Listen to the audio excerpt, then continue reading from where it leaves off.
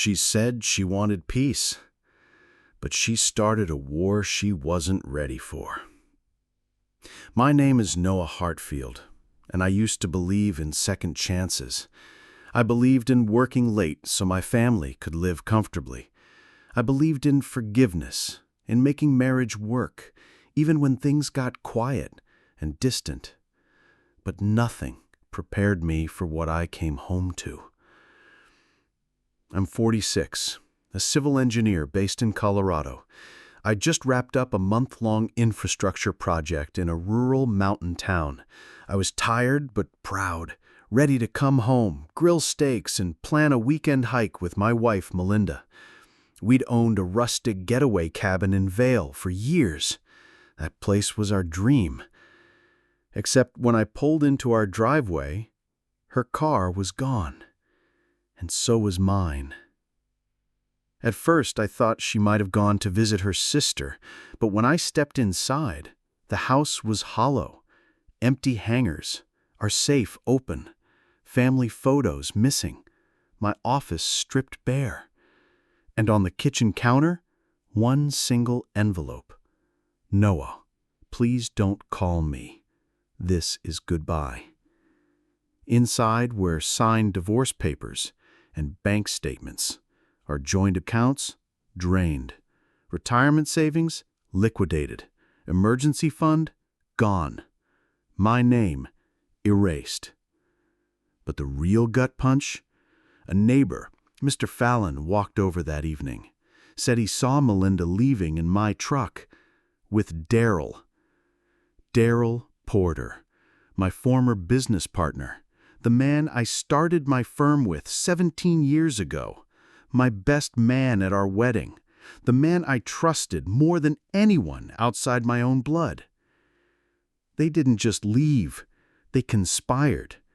While I was helping stabilize bridges in a flood zone, they were planning a betrayal so surgical, so cold, I couldn't even feel anger at first. Only shock. Melinda had filed for divorce while I was gone. No calls, no emails, just a legal ambush and a clean escape. And the worst part? She had moved straight into our Vail cabin with Daryl. My sanctuary, my investment, my escape. For the first time in my adult life, I stood in my own home, feeling like a ghost. But that night, something inside me began to shift. I didn't cry, I didn't punch the walls, I didn't beg. I made tea, sat at my kitchen table, and opened my laptop. If they wanted peace, they could have had it. But they chose war. And they forgot. I build things that last. That includes legacies. In the days that followed, I moved like a man underwater. My body functioned, eat, shower, sleep, but my mind was stuck in rewind. Every quiet dinner, every postponed trip, every don't wait up, it all made brutal sense now. Melinda and Daryl weren't just an affair, they were an operation. I couldn't stop thinking about the neighbor's words. She looked free, Mr. Fallon had said. Laughing. He had his hand on her lower back. You weren't even cold yet. I tried calling Melinda once, straight to voicemail. I emailed Daryl, no response. Then I checked the firm's system. My credentials had been deactivated. Not access to my own company's project files, not even my email. That's when it hit me. They weren't just leaving me, they were erasing me. I met up with Dean, an old college friend and divorce attorney at a coffee shop on Broadway. He took one look at the documents and sighed. You timed this. Filed in a jurisdiction you don't even reside in. She claimed abandonment. Daryl's signature is all over the power of attorney form she used to transfer the cabin to her name temporarily. This is premeditated. Premeditated. I wanted to scream, break something, but I didn't. I nodded. Dean leaned in. You want to win this? You got to go cold. Document everything. Don't confront, don't rant online, don't tell mutual friends. They're counting on you snapping. So I went cold. I started with our shared cloud account. Melinda wasn't smart enough to change the passwords yet. That gave me access to a treasure trove of damning information. Emails, chats, even receipts. She had emailed Daryl from my iPad. One message was titled, "Once he's out of town," and detailed the sequence of bank transfers she planned to make. Another email chilled me. I'm tired of being the engineer's wife. I want to be someone's priority, not their side project. Daryl understands that. She wasn't just cheating on me. She was justifying it, romanticizing it. And Daryl? The man I once trusted with the blueprints to every major highway proposal I ever designed? He had gone full predator. Just get his signatures. I'll handle the rest, one message read. Turns out, while I was rebuilding a county bridge in Glenwood Springs, he was rewriting company bylaws behind my back, changing voting rights, appointing himself interim CEO during Noah's medical leave, and filing a motion with our board to push me out due to mental instability. I wasn't just betrayed, I was being gaslighted into non-existence. My rage burned clean now, not wild or loud, strategic. I met with forensic accountant Carla Bennington, recommended by Dean. She specialized in asset recovery during complex divorces. You're lucky you came now. There's a window to trace this, and I can tell you right now, she didn't act alone. He's laundering through your own projects. They're sloppy, entitled. That's good for us. Together, we mapped every transaction, every shared asset, every project code Daryl had touched in the past year. She flagged a suspicious set of invoices, funneled through a consulting firm with only one employee, Daryl's cousin. The noose was tightening. Meanwhile, I played the part of the devastated husband. Friends dropped by to offer pity. My brother said, "You must have ignored the signs." I smiled and nodded. Let them think I was crumbling. Let them all think I was the victim. I wasn't. I was the architect of a comeback. As Carla and I dug deeper, the arrogance of their scheme became laughable. Daryl had been so busy puffing his chest, and Melinda so busy crafting her independence narrative, that they'd overlooked a critical detail, one I hadn't thought about in years: the deed to the mountain cabin. When Melinda and I refinanced 3 years ago, the mortgage broker, an old friend of my father's, had advised me to keep the title solely in my name for credit leverage. At the time, it felt unnecessary. We were a team, weren't we? But now, that advice had become my sharpest weapon. Carla confirmed it. Melinda's name isn't on the deed, Noah. She has no legal claim over the property. She's bluffing. A slow grin spread across my face. For all her talk of reclaiming her life, Melinda didn't legally own the very asset she was waving around like a victory flag. But we weren't done.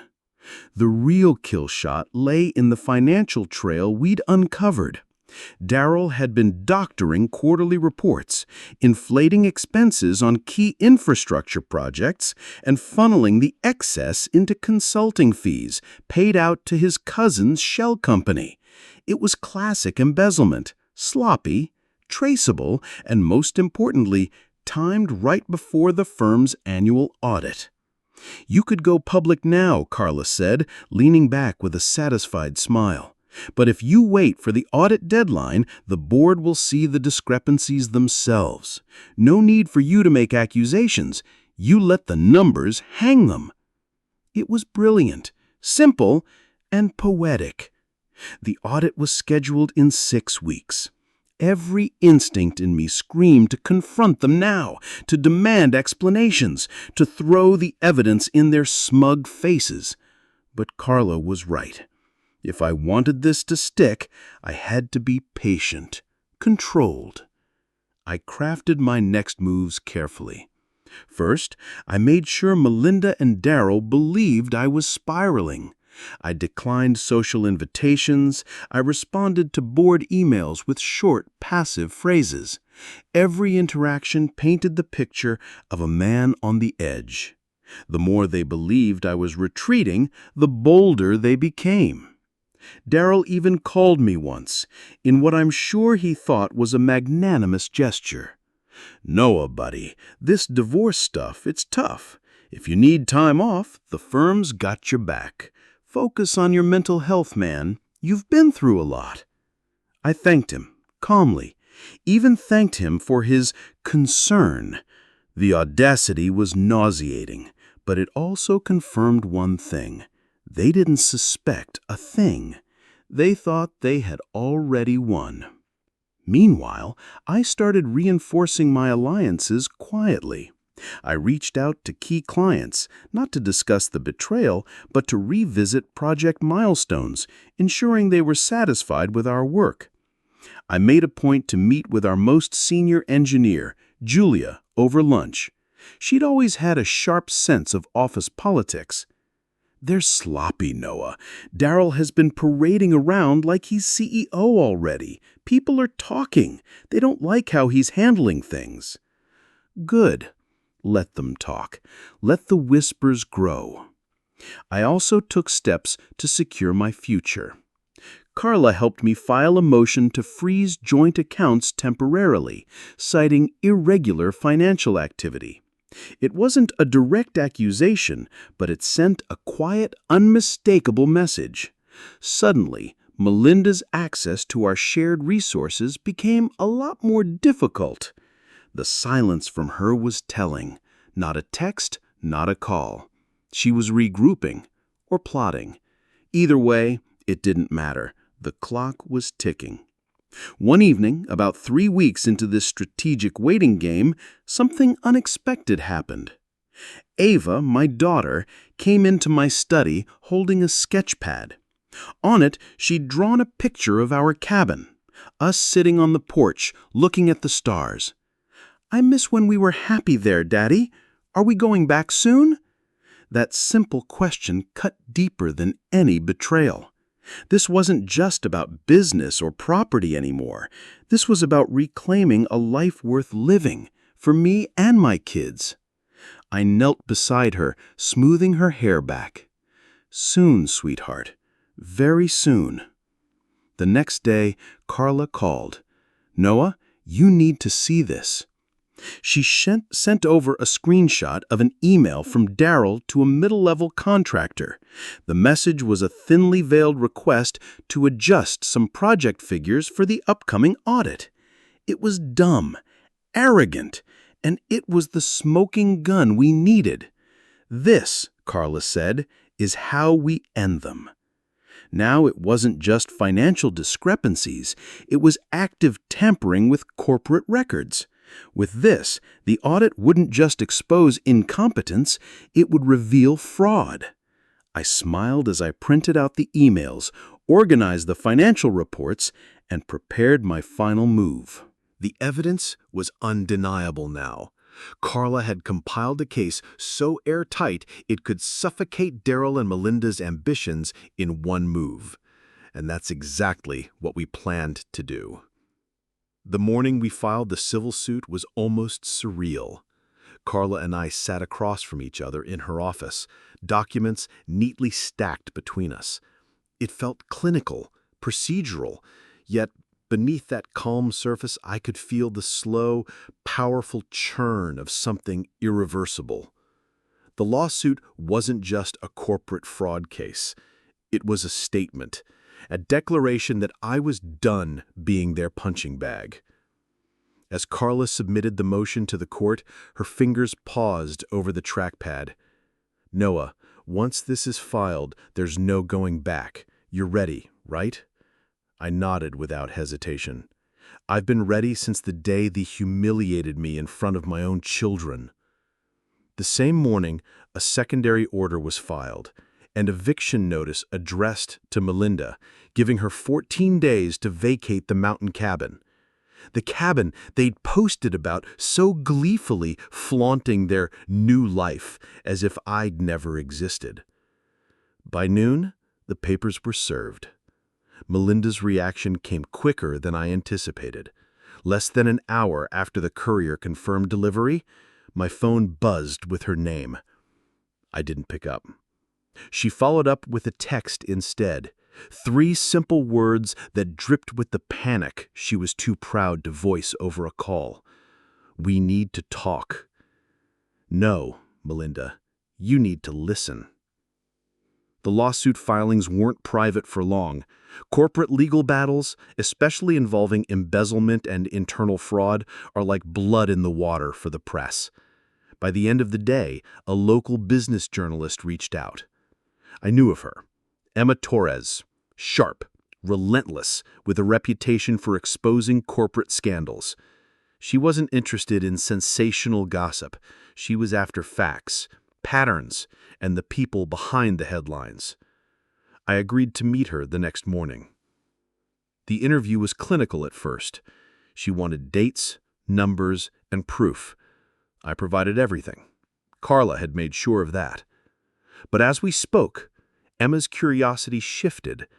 She asked me about the human side, the betrayal, the public ambush at the school, the quiet, insidious erosion of my reputation. "I find it interesting, Mr. Carter, how people with power assume they can rewrite someone else's story. What they didn't count on was you keeping receipts." Her article hit the digital front page that evening. The headline was brutal in its precision. "Corporate coup crumbles. Inside the fraud scandal rocking Keystone Solutions." Emma didn't embellish or dramatize. She let the facts speak for themselves. The financial discrepancies, the tampered reports, the conflict of interest between Melinda and Daryl's personal relationship, all laid out in crisp, professional prose. But the public wasn't so professional in their reactions. Melinda's carefully curated social media persona, the empowering, independent woman who had escaped a mediocre marriage, began to unravel in real time. The comments under her recent posts shifted from admiration to scorn. Funny how the self-made woman built her life on someone else's foundation. So corporate fraud is the new self-care? The more she tried to spin the narrative, the more obvious her panic became. Posts that once raked in thousands of likes now sat stagnant, flooded instead with sharp, unforgiving scrutiny. Melinda attempted a damage control live stream, teary-eyed and claiming she was blindsided by the allegations. But the internet isn't kind to crocodile tears. As for Daryl, his fall was even swifter. The board of Keystone Solutions didn't need the full audit to act. The mounting evidence, the headlines, and client unease were enough. Within 48 hours, Daryl resigned, a term that barely masked the fact that he'd been ousted. His LinkedIn profile quietly shifted to independent consultant, but no one was buying the rebrand. In less than a week, the power dynamic had flipped completely. I, the man who'd been quietly dismissed as a background player, was now front and center, not as a victim, but as the professional who held his ground with grace and precision. Melinda, once the queen of the narrative, was nowhere to be seen. Her last post was a recycled motivational quote, ironic in its timing. The eviction order loomed over her, and with Daryl's career in freefall, their empire of pretense crumbled. There would be no more champagne toasts at the cabin, no more smug smiles at school drop-off. For the first time, the silence was mine to enjoy. But I wasn't celebrating. Not yet. There was still work to be done. Carla and I met again to discuss the next steps, this time with a quiet confidence that felt different. You've reclaimed your narrative, Noah. Now let them stew in their own undoing. And I would. I wasn't going to gloat. I didn't need to. The truth had already spoken louder than any public showdown ever could. 3 months after the scandal, I stood in front of a polished oak conference table at Keystone Solutions. Only this time, the power dynamic had shifted entirely. The board members, once distant and disinterested, now greeted me with genuine respect. The same people who had quietly allowed Daryl and Melinda to manipulate the narrative were now extending an olive branch. But this wasn't charity. It was survival. Keystone stock had taken a hit. Clients were wary. Investors demanded stability. And in the aftermath of the public exposure, my name was no longer synonymous with the man they replaced. It was associated with integrity, with resilience, with quiet, calculated strength. "We'd like to offer you a minority ownership stake, Mr. Carter," the chairman said, his tone careful, respectful. "A gesture of good faith and a recognition of your contributions to this company's foundation." It wasn't about power anymore.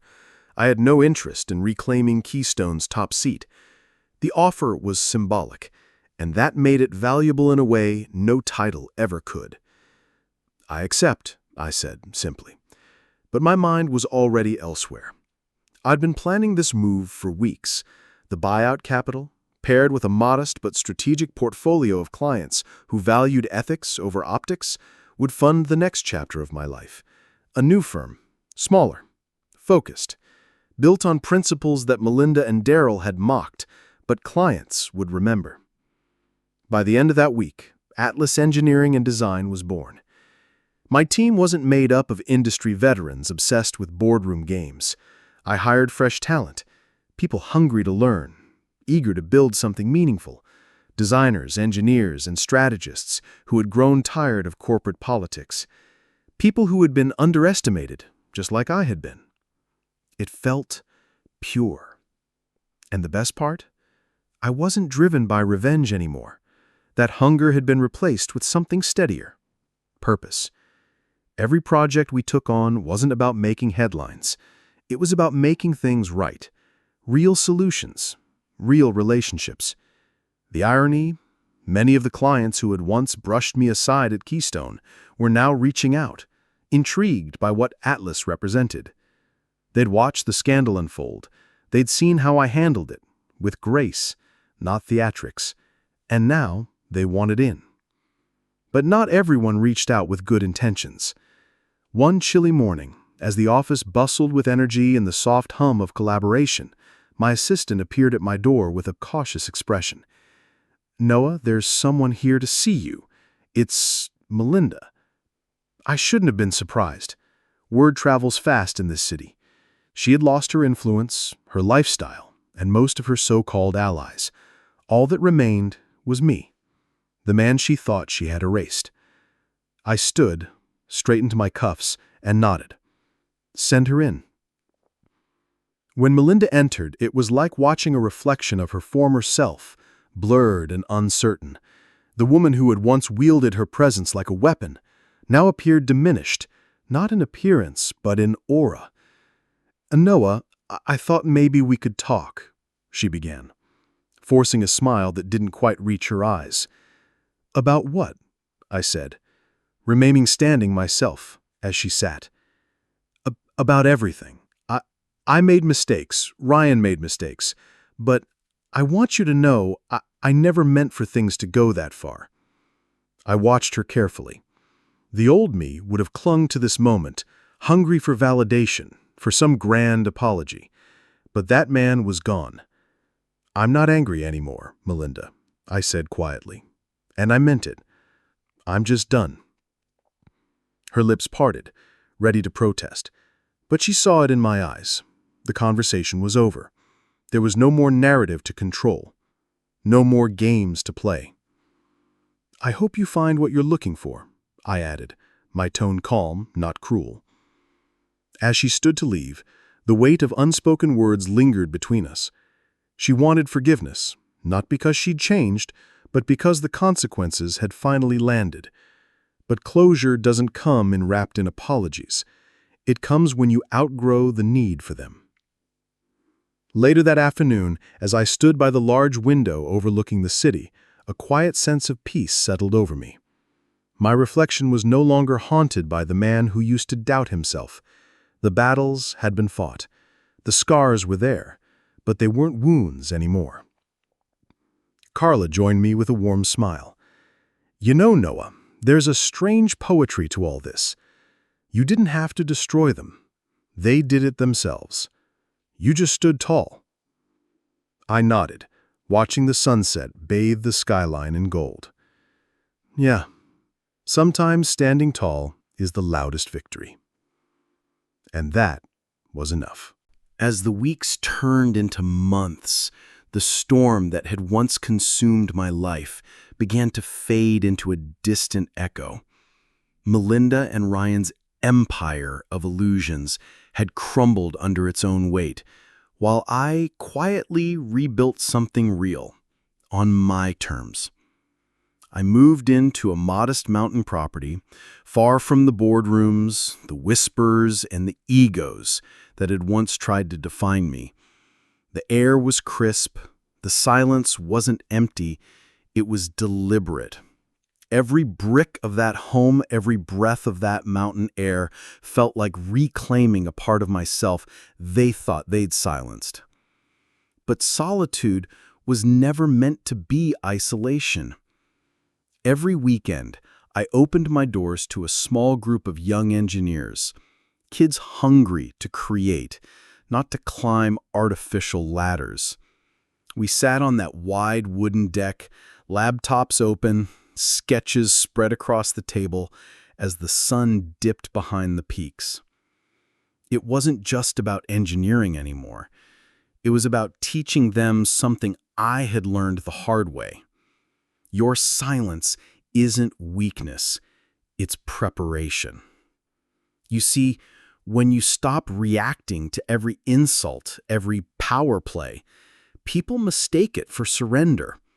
But in truth, you're sharpening your focus, choosing when and how you'll respond. That's the moment you take back control, not by matching their noise, but by letting your quiet victories speak louder than their showmanship ever could. For years, I believed success meant proving yourself to others. Now, I understand that real success is when you no longer feel the need to. As the seasons changed, so did my story. Not because I sought revenge, but because I chose to write a new chapter where I defined my worth. And that's a lesson I hope stays with you too. If this story resonated with you, drop a comment below and share your thoughts. Have you ever faced a quiet battle like this? I'd love to hear your journey. Don't forget to subscribe for more powerful stories of rising above betrayal and reclaiming your life your way.